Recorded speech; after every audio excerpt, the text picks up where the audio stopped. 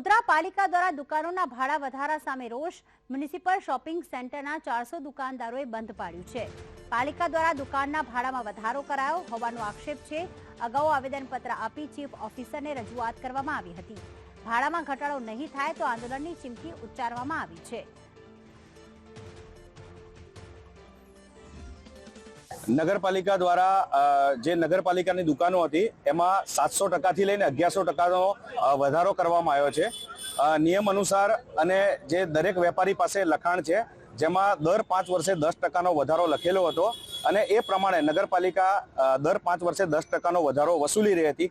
તે છતાં કોઈ પણ નગરપાલિકાના જે શોપિંગ સેન્ટરમાં જેટલા પણ છે એ કોઈને પણ વિશ્વાસમાં લીધા વગર ડાયરેક્ટ આ લોકોએ નગરપાલિકાએ સ્વૈચ્છિક રીતે 1100%નો ભાડામાં વધારો કર્યો છે, જે અયોગ્ય છે.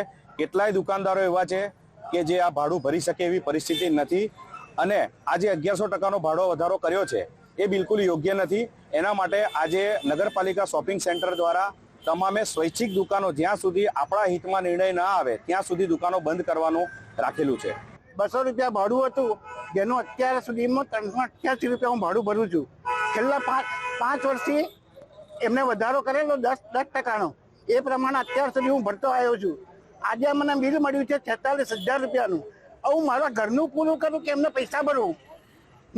અમારી માગણી એટલી જ છે કે દર 5 વર્ષે એમણે જે 10%નો વધારો આપેલો છે અમે અત્યાર સુધી ભરતા આવેલા છે, એ જ પ્રમાણે અમે અત્યાર સુધી ભરીશું. ત્યાર પછી કચરોમાં ભરવાનો નથી વધારે. નગરપાલિકાના સામાન્ય સભાના ઠરાવથી નગરપાલિકાએ જે તે સમયે દુકાનદારો નગરપાલિકા વચ્ચે જે કરાર થયેલું છે એની એક શરત છે કે સદરનું ભાડું જે તે સમયે 5 વર્ષ માટે હતું, ત્યાર પછી માસિક 10% વધારાનો ઉલ્લેખ છે. નગરપાલિકાએ વાર્ષિક જે માસિકની જગ્યાએ વાર્ષિક 10% વધારો કરવાનો રહે એ પ્રમાણે ઉલ્લેખ કરી અને ઠરાવ કરેલું છે. નગરપાલિકાએ અગાઉ ભૂલ કરી એટલે 5 વર્ષે જે ભાડું વધારતી હતી એની જગ્યાએ વાર્ષિક 10% ગણી અને એનું અમલવારી કરવાનું ઠરાવેલું છે.